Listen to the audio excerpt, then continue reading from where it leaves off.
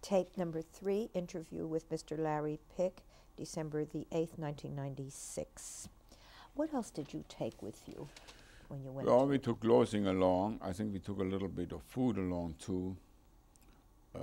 We took some warm clothing along because we were told by the Judenrat, by the Jewish community, to do that. As I said before, you could not disturb anything in the apartment. You had to leave the apartment livable.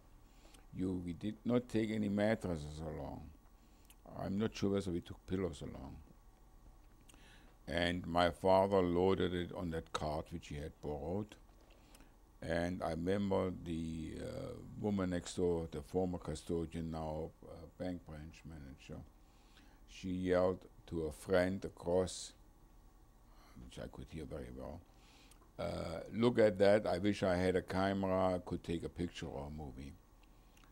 My father and I pushed that cart to the school. How the cart was returned, I don't remember. How far was that? Oh, I don't know, maybe half an hour, 3/4 of an hour from where we were. Did people watch you go? The people saw us. They saw you. We Other than your... we were Jewish stars at that time. We were easily recognizable as Jews. We were the Star of David with the word Jude. Other than your superintendent's wife, were there other comments? Did people comment? No, not that Just I she. remember. Just everybody. No. And how long did it take to get there? Or maybe 3/4 of an hour. And there we were received by Jewish people under the supervision of SS. Who were the Jewish people? You know? I don't know, younger people. I don't really, maybe picked out by the Judenrat or whatever. You were checked in. You had to sign a piece of paper which you were not permitted to read because somebody leaned over it with crossed elbows. You just put your signature down, and I imagine that it's that we leave voluntarily and that we renounce citizenship or whatever. So the Germans were very sore. They made it legal.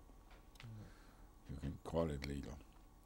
And we were given a space on a big, like a maybe auditorium or a gym. I think there were mattresses on the floor, I'm not sure. And there we were for approximately 2 days. I remember shortly after arrived, across from us was an elderly gentleman with his wife, very well dressed. I mean, you could see him, very well spoken. And he was called away, and his wife got very upset. And he came back after a little while, and I overheard him saying to his wife, one of the SS men wanted to know whether he had a plastic cover for his radiator. In other words, they didn't take very long. The same day they must have taken possession of his car. And in Europe, sometimes for winter time, you had a plastic cover to warm up the car faster. We were there approximately 2 or 3 days. I think we got some kind of food. I don't remember, frankly. How many people were there? I would say 1,000, more or less. And at night, we were taken, we marched. We had gotten our suitcases. Our suitcases stayed with us.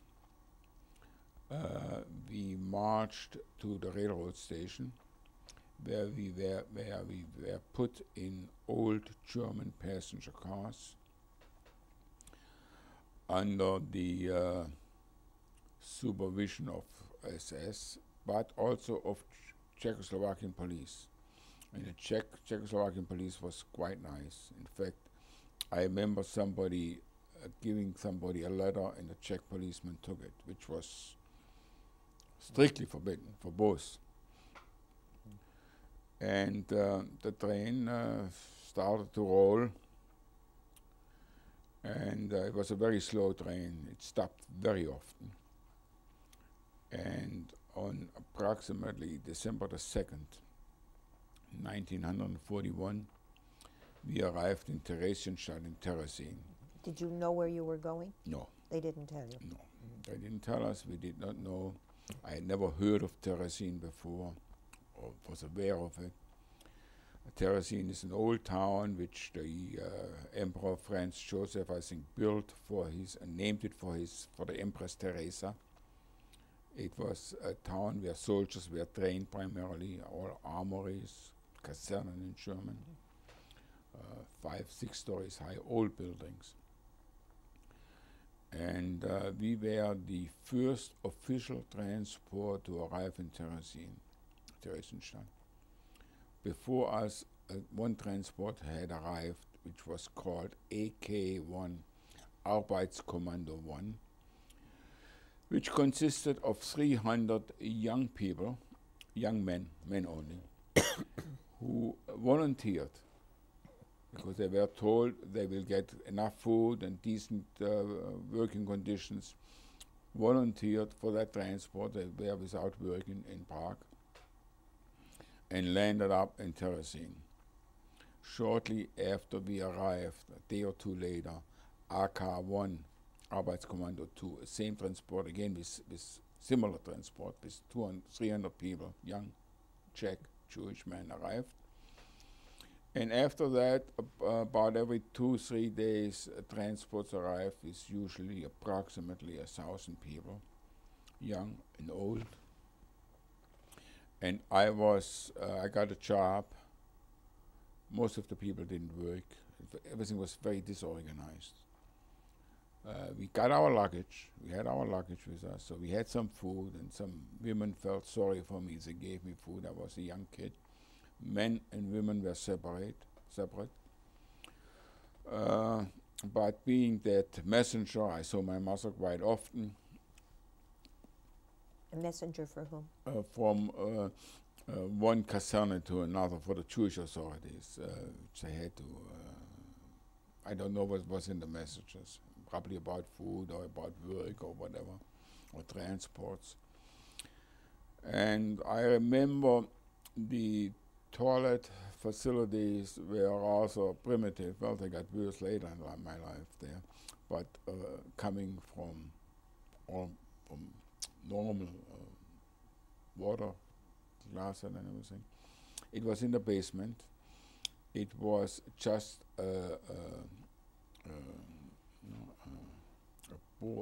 like a board, like a Schlagbaum, like a piece of wood, round wood across. You sat on it, and your bowel movement dropped down. I guess there was a big pit or septic tank or so. And everybody just sat there, men only, of course. The women had it separate, I guess similar. That, as I said, were old buildings for soldiers built maybe 100 years or 150 or 200 years earlier. Where were you housed? We were housed in one of those buildings, barracks on the floor. We slept on the floor. There were, I think, sacks, bags of burlap filled with straw. We slept on that. The washing facilities were primitive too, but at least you could wash. And I was there until approximately the early part of January 1942. Just a couple of weeks. More than that, about 4 weeks, yeah. About 4 or 5 Were weeks. you all in one room, or did you have separate rooms? We had separate rooms. There were large rooms. I mean, probably where the soldiers used to stay. And we were maybe 40 in a room. The soldiers maybe were 10 into a room or so. And were you with your father? I was with my father, yes. And how could you see your mother? Whenever the occasion came there, I had to bring some message to that kaserne, to that barrack, to that armory where she was. Yes, I could see my mother. So otherwise, men and women were always, families were separated? Yes, men and women were separate, but there were ways. I mean, it wasn't so as strict as it became later in other camps. And don't forget, it was the beginning of Theresienstadt. Theresienstadt was later a model camp to show to the Red Cross and so.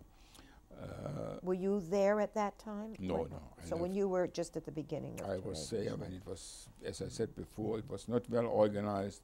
It was just starting up. What did people do in the evenings? Talk to each other, I guess. I don't know whether anybody had playing cards. Maybe they had. I don't know. Rumors went around, all kinds of rumors. Like what? Germany had a big defeat on the Eastern Front and the Western Front. I mean, we were always optimistic. And what about world news, about Jews? Jews in Poland? We did not know what was ahead of us. I had no idea. It was the only talk was that we were sent to labor camps, and when we signed that piece of paper, which I said before, somebody also asked us, "Are you wanderungsfähig? Are you able to journey?" Well, I said yes. To the best of my knowledge, everybody said yes, because Were you ever sick in Theresienstadt?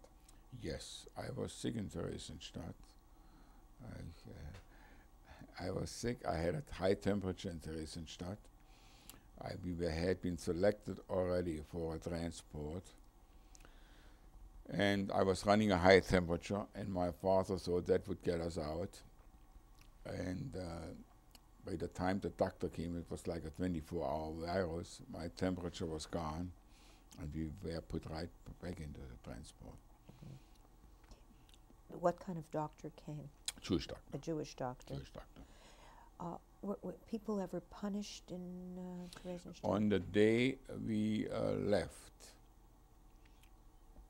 which later turned out to go to Latvia, the transport, we were told by a Jewish policeman, "We're glad that you are leaving." They caught some people trying to smuggle out letters, and they will be hanged today. It was either 3 people or 7. I don't know exactly which. I did not see that hanging. We left on that day. Those were the first official killings in Theresienstadt.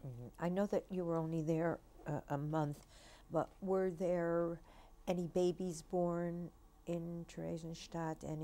Not that I was aware of. Life cycle? Not that I was aware of. There was Anyone die there?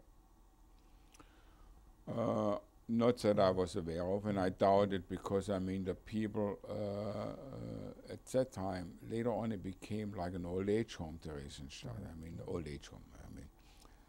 A camp, a ghetto for older people. At that time we were young. There was no distinction made. Who guarded the camp? Wehrmacht, SS? The supervision, the big shots were SS. The camp was guarded, to the best of my knowledge, by Waffen-SS, but I'm not even sure of that, because the Czech population who had lived in one-family houses, there were some one-family houses too, were told to leave. Yeah, I don't know the details. I wasn't there. So when we came, we could move freely within certain streets. Freely, you could go out of that caserne and go in front of it. You were maybe permitted to walk up and down that street. Yeah. Were there walls around the area, or or fences, or? I don't remember. I went back to Theresienstadt in 1980. I did not remember much. Were you limited as to the sphere where you could go? In other words, you could walk on certain streets and not another? Right. We were very limited. So was it? You couldn't go to the women's section. How were you told that you were being left, that you were leaving for Theresienstadt? Was there an Aktie, a Selektie of some sort? There was, yes. Your name was called, and you should be ready. The next morning you are leaving. Did you have to stand for a Zählappell in Theresienstadt? In Theresienstadt, there were a couple of appels. I remember at one, the commandant of Theresienstadt, it was right in the beginning, he said, in his speech, he said, I have a good heart and I have a bad heart. If you follow my orders, I show you my good heart. If you resist, you will see my bad heart. Well, people afterwards saw plenty of his bad heart, and I understand he was hung by the Russians after the war. Well, who was he? Do you remember his name? No, I don't remember his name. So how, your name was simply called, did you have to line up or every day? Name was called. No, it wasn't every day.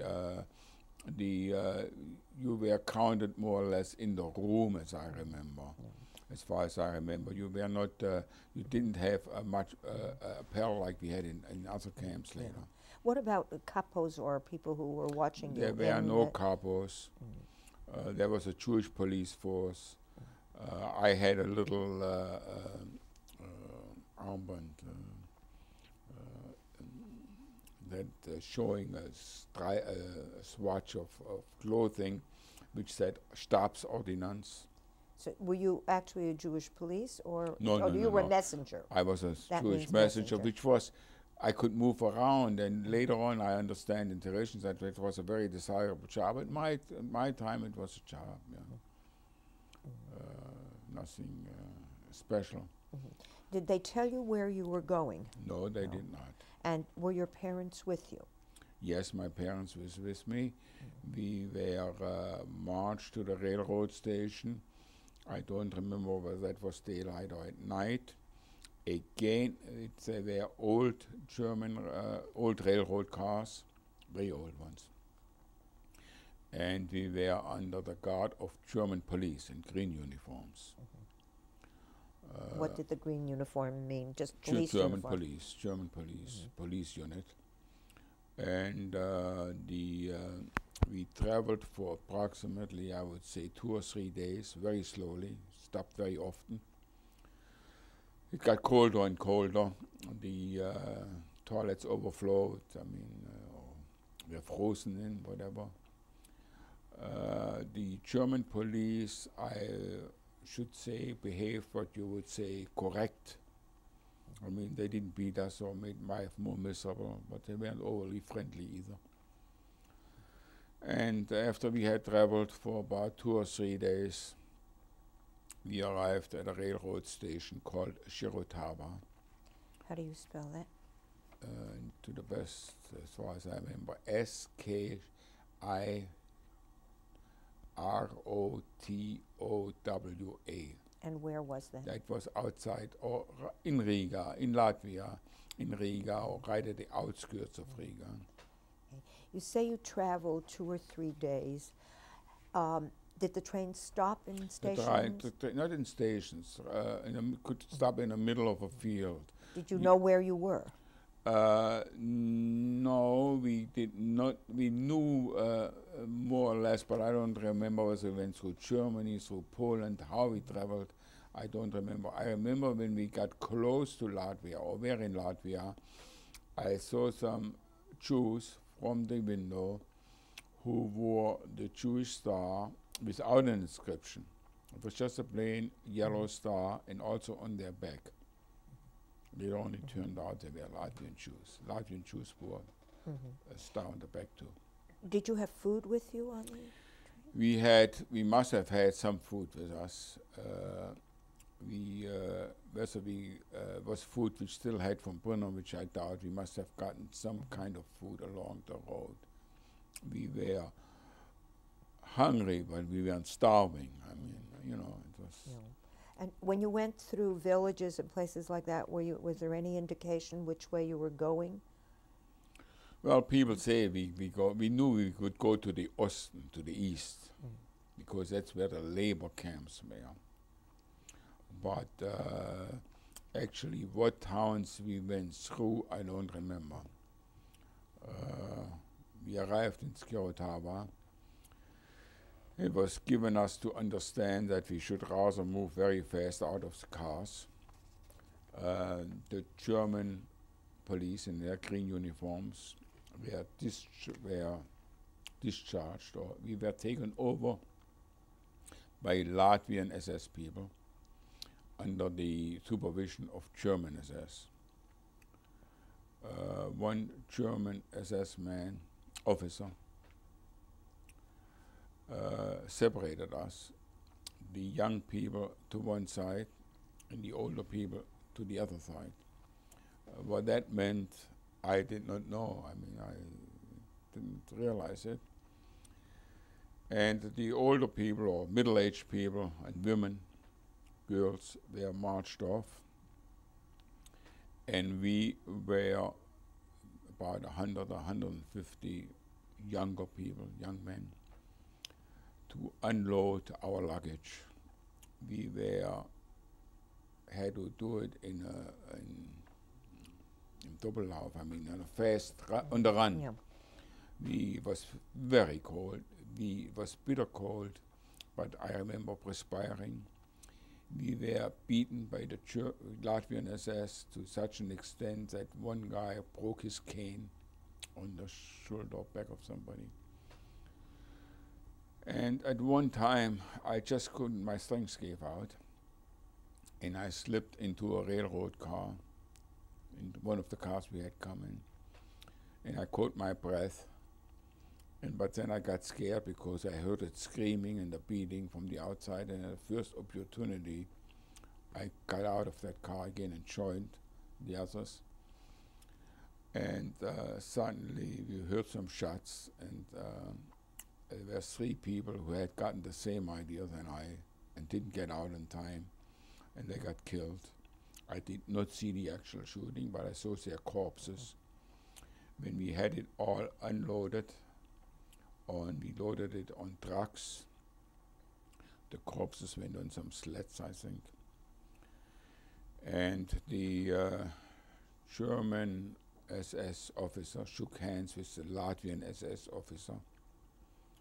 I was close by, I could see he commended him, what a good job he had done.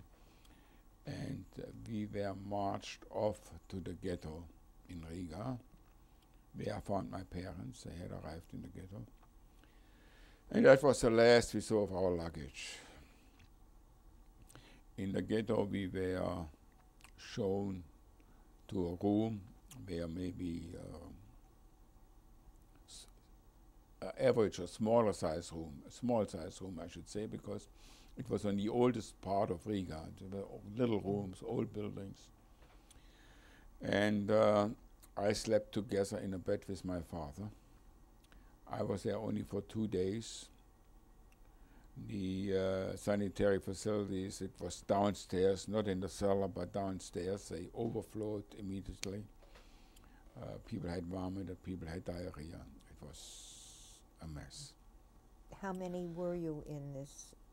In the room, maybe there were a dozen people. And your mother was separate? My mother was there. With us. You? With Yes, you? with us. In the ghetto, we were together. And the room, were there cooking facilities? Yes, there was a kitchen for the whole place. The kitchen was outside in the hallway, I think. But the food we didn't cook at that time. I don't remember cooking. I remember, which made an impression on me, I was walking the streets. I mean, the ghetto consisted of a few streets. And I saw a pile of garbage-like and some books. And I lifted up one book, and the title of the book was Ghetto Lieder, Songs of the Ghetto. In what language? In German. I was surprised we had the same book at home, Ghetto Lieder. My mother must have gotten it. I had read it. It described, there were some poems, some songs about the ghettos which existed maybe 100 years ago in Russia and Poland. And here I was in the ghetto reading it.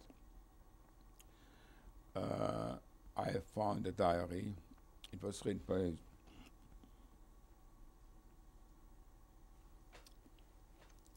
it must have been written by a young woman. I don't remember her name. I don't remember what happened to her.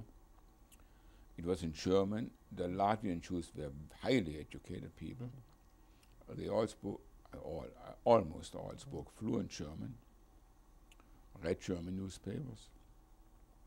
The diary was written in German. I do know what I read, that she hated the Germans. She once went to France, I think, and she avoided going through Germany so much she hated the Germans. It had some intimate details which I was a young kid, I didn't want to read it. And I don't know where it stopped or when it stopped. I don't think it had anything to do with the German occupation of Latvia. We heard from other German Jews or Jews from Germany that who had arrived previously from Cologne and Kassel and Düsseldorf, that there was a big pogrom and approximately 30 to 40,000 Latvian Jews had been killed in the Rumbula forest. The end of November or very early December. 41 or 42? 41. When the first transports arrived from Germany, they still found the food on the table from those people. From the ghetto? From the ghetto, yes. The Latvian Jews must have been all put together into a ghetto. The Latvians, not like the Czechs, outed the Germans.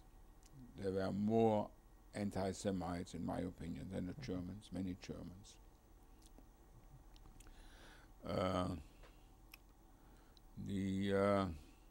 I was for 2 days in the ghetto when my father's name was called up.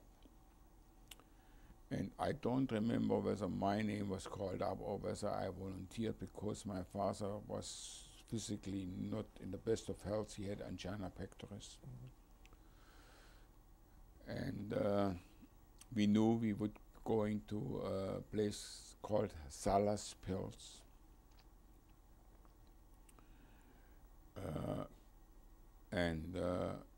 I remember my mother being there when we stood 5 abreast, and when we were marched out of the ghetto, she tried to follow us, and I remember a Jewish policeman said, "Frauen zurück." I never forget that. We marched, it was deep snow. It was the coldest winter in 1941 to 42 Europe. Did you have proper clothing? No, we had fairly warm clothing, fairly warm. There were people who had much less than we had. Some people, at least one, I remember, was not able to march anymore, or couldn't anymore, didn't want to, and he was just shot by Latvian SS on the street there and left on the side in the snow. And we marched for quite some time. Salaspils is approximately 17 kilometers, 10 miles from Riga, from the ghetto. And we marched slowly because it was heavy snow, and we marched on the street, of course. When we entered Salaspils, we only saw some barracks. There was no gate or watchtower, anything. We only saw snow, snow, snow. And we were lined up, and we were told to hand over our valuables. At that time, we didn't have many valuables anymore. Everything was already confiscated. But I still had a watch, and I took chances, always. I slipped the watch in my pocket and rubbed my wrist so the marks from the strap wouldn't be visible in case we would be checked. And the watches and wedding bands were collected by Jewish police and handed over to the German. We have to change our tape. German SS.